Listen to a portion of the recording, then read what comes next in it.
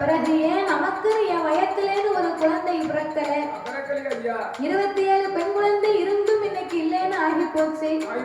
இதுக்கு மேலேயும் நான் பிள்ளை இல்லாம மலர்ந்து தானே மன்னா பட்டம் வாங்கிவிட்டேன்.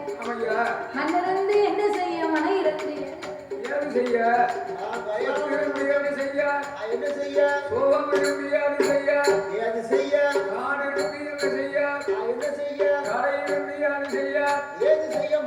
கெட்டுக்கட்டா பணங்கள் இருந்தாலும் பணம் இருந்தாலும் ஏழுகளுக்கு செலவு இருந்தாலும் இருந்துட்டாலும் நமக்கு இத்தனைக்கும் வாழ வேண்டுமானால் ஆனால் நமக்கு வாரிசு வேணும் ஐயா. கண்டிப்பா வாரிசு வேணும். வாரிசு இல்லைன்னு சொன்னா நாளைக்கு நம்ம பேசுவாங்க. கல்யாணம் முடிஞ்சு 1 வருஷமோ 2 வருஷமோ சரி ஆணோ பெண்ணோ ஐயா பெத்து எடுத்துடணும். அப்படி பெத்து எடுக்கலன்னா கட்டிய மனைவி நம்ம நிம்மதியாக கூட மாட்டா. பக்கத்து வீட்டுக்காரன் தப்பா பேசுவான். அதாவது குழந்தை என்பது இறைவன் கொடுக்கக்கூடிய வரம். அதை எப்போது கொடுக்கிறாரோ அப்போது நாம வாங்கிக் கொள்ள வேண்டும். அதனால எம்மா என் தடுகாவல்லி நீ ஒண்ணும் கவலைப்படாத, அஞ்ச வேண்டாம் அலைய வேண்டாம், கவலை எனக்கு வேண்டாம் அம்மா. இத்தனை செல்வத்தையும் கொடுத்த ஆடவன் நமக்கு கண்டிப்பா பிள்ளை செல்வத்தையும் கொடுப்பாரடி. அதுக்காக நீ நித்தந்தோறும் உட்கார்ந்து வருத்தப்படலாமா அப்படின்னு ஆட்சி தேர்ச்சி தன்னுடைய மனைவியாகப்பட்ட தாரகாவல்லிக்கு தக்கராஜன் ஆறுதலை சொன்னார். ஆனால் தாரகாவல்லிக்கு மனக்கவலை தாங்க முடியாமல் தன் கணவரிடத்திலே என்ன சொல்லுகிறார் தெரியுமா? என்ன சொன்னாள்? கண்ணு நல்ல புளியமாறும் கண்ணு நல்ல புளியமாறும் கவிழ்வோடு ஆரமாறும் கண்ணிலையும் காயாமலே கவிழ்வோடு என்ன கவிழ்வோடு என்ன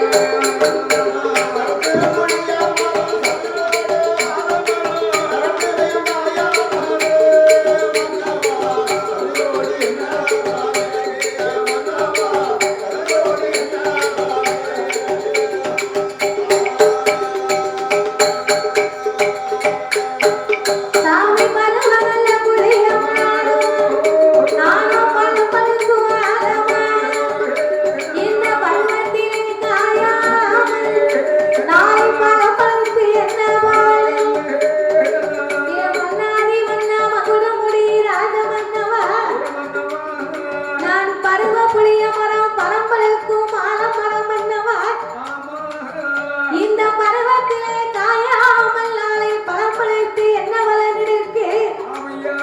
நான் தரத்து புளிய மரம் தளிர் ஓடும் ஆலமரமே மன்னவா, தரத்தில் காயாமல் தளிர் ஓடி என்ன பலன் இருக்கிறது?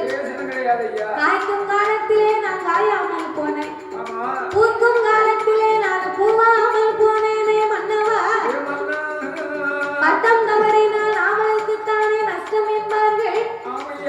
பட்டத்தோடு மழை பொழியனும் பருவத்தோடு விதை விதைக்க வேண்டும் என்று சொல்வார்கள். அதாவது பட்டம் தவறி போனா பணங்களுக்கு கூட நாடா போகுமா? பணக்கிழங்கு போயிட்டு 10 நாள் 20 நாள் கூட ஆகி போச்சுன்னா இந்த கிழங்கு சாப்பிடறதுக்கு நல்லா இருக்குமாயா?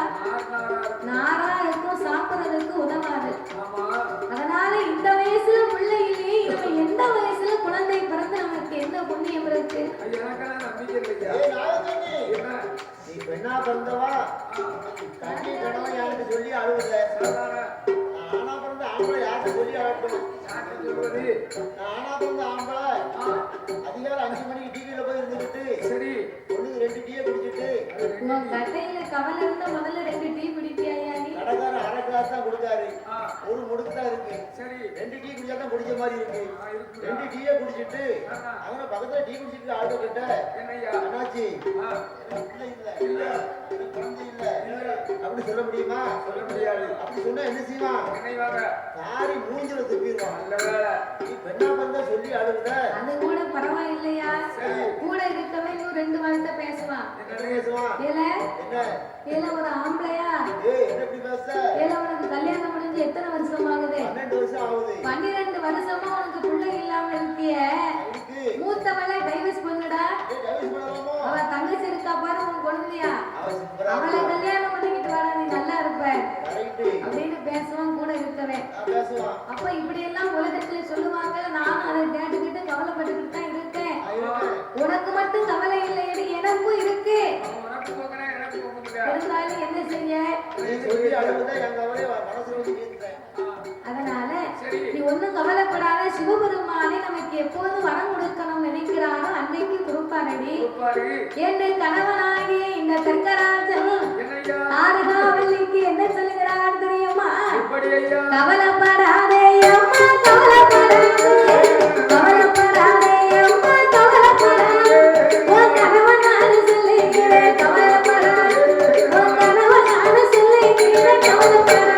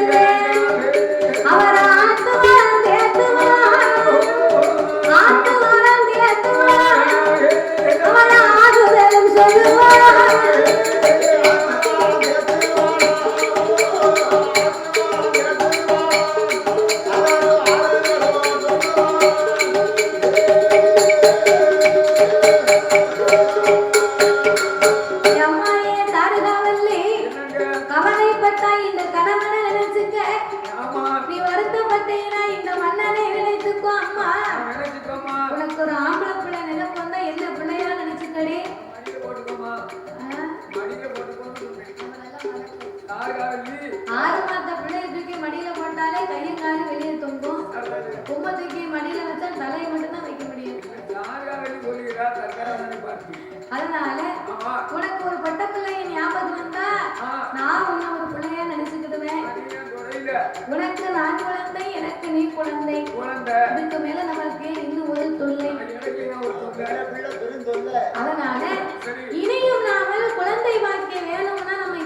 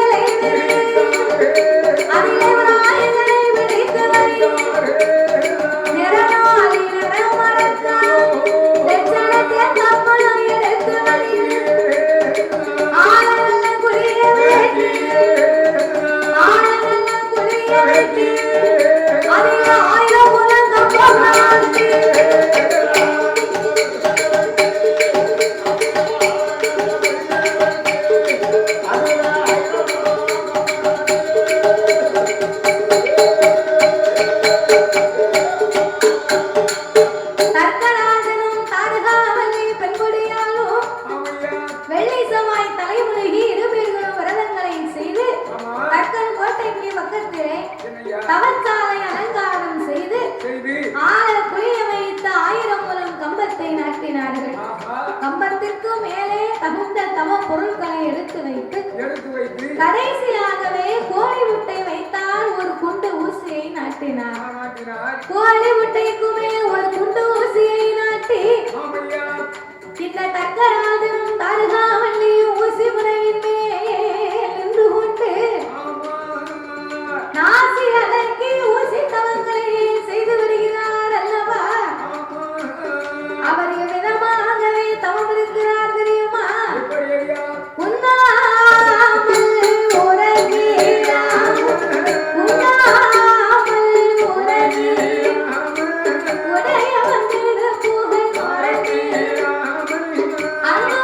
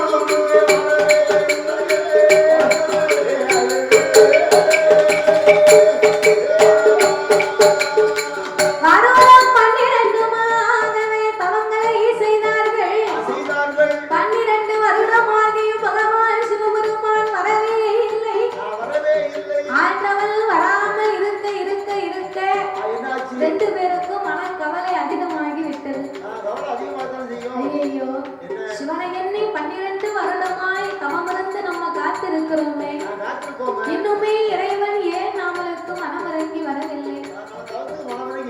ஒருவேளை நம்ம தவத்திலதான் ஏதாவது குறை இருக்கிறதா? ஒருவேளை நாம தவறாகத்தான் தவங்களை செய்து விட்டோமா?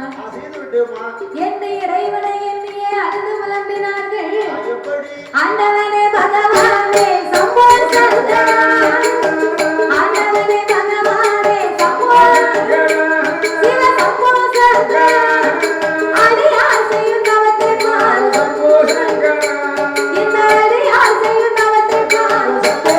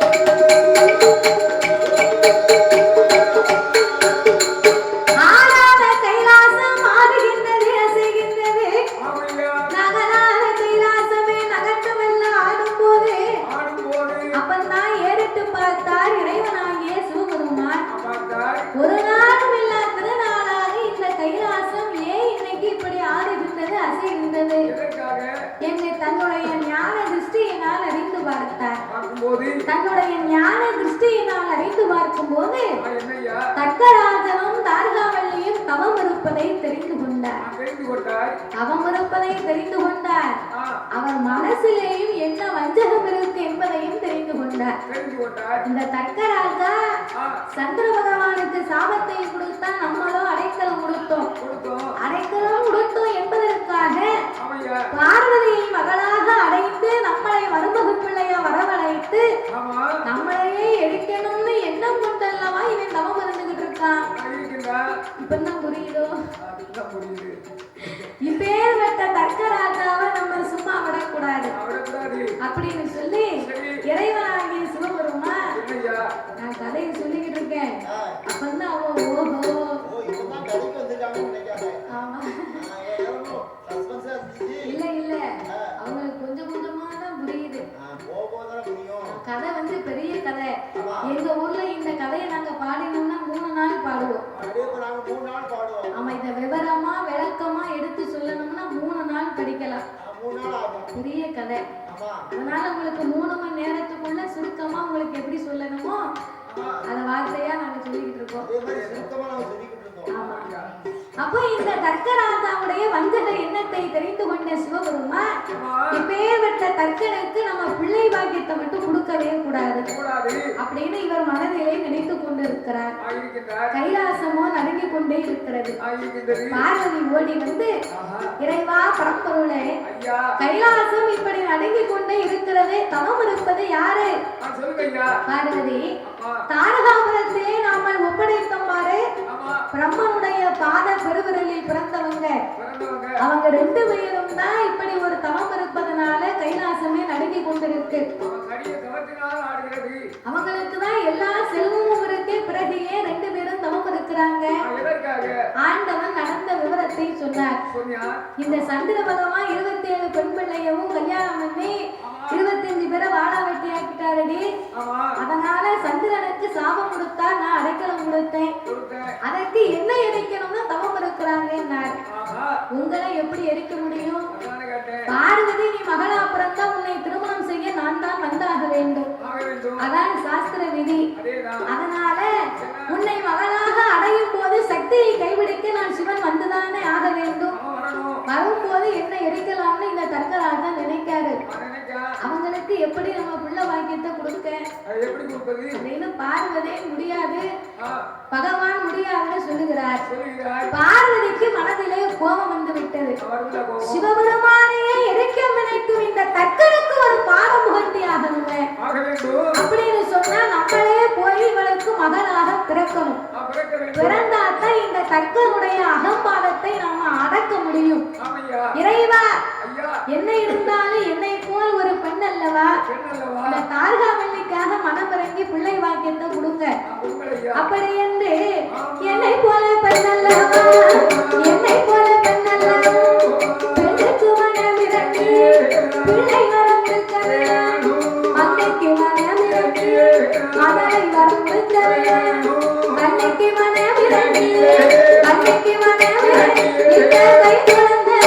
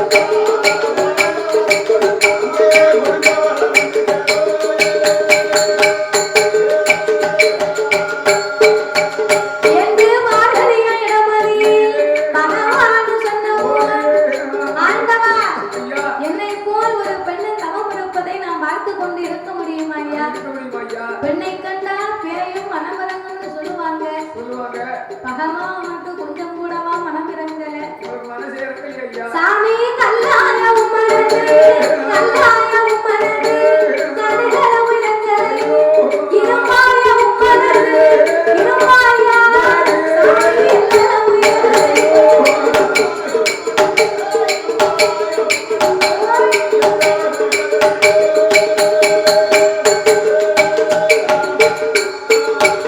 நீங்க பிள்ளை கொடுத்தாயிட்டால் பின்னால வரமாட்டேன். ஆண்டவனே பகவானே, கைலாசம் இருக்கமான், கடவுள் என்று சொல்லமான், பொங்கி ஸ்வரிக்கமான், பூமவன்னு சொல்லமான், ஆட்டி அடிக்கமான், உங்களாலும் என்று சொல்லமான், மானவத்தை பிடிக்கமான், மானவத்தை பிடிக்கமான், உங்களுக்கு பணிவிடையும் செய்யமான், மானவத்தை பிடிக்கமான்.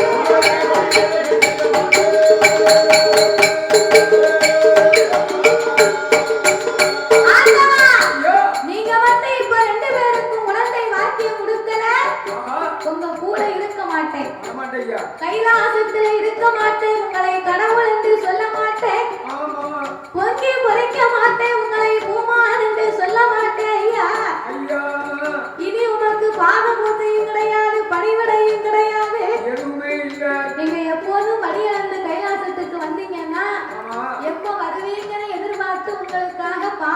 கழுகி பூ மலர் போட்டு பாத பூஜை செய்வேன். ஆமா. இனிமே நீர் கைலாசத்துக்கு வந்தேரு என்ன ஆகும்? உனக்கு பச்சை தண்ணி கூட கிடையாது. தண்ணியும் கிடையாது, தண்ணியும் கிடையாது அப்படின்னு பார்வதி சொன்னார். சரி. சிவன் பார்த்தார். ஐயா, நீ என்ன சொன்னாலும் என்னால் குழந்தை வாக்கியம் மட்டும் கொடுக்க முடியாதடி. அவங்களுடைய எண்ணம் என்னவென்று எனக்குத்தான் தெரியும், உனக்கு என்ன தெரியும். அதனால குழந்தை வாக்கியம் என்னால கொடுக்கவே முடியாதுன்னார். பார்வதி இதற்கு மேலே விடக்கூடாது, தங்களுக்கு மகளாக பிறந்தவள் ஆணவத்தை அழைக்க வேண்டும் என்று அந்த வாழ்வதாலே என்ன சொல்லுகிறார்? சாமி நீங்க இப்ப கொடுத்தாங்க, நீங்க இப்ப கொடுத்தாங்க, நிச்சயமா நான் கொடுத்தேன், பரவான கொடுத்தாங்க, பார்வதி நான் கொடுத்தேன், கடவுளிங்க கொடுத்தாங்க, கடவுளிங்க கொடுத்தாங்க, சாமி கண்டிப்பாக நான் கொடுத்தேன், கடவுளிங்க கொடுத்தாங்க.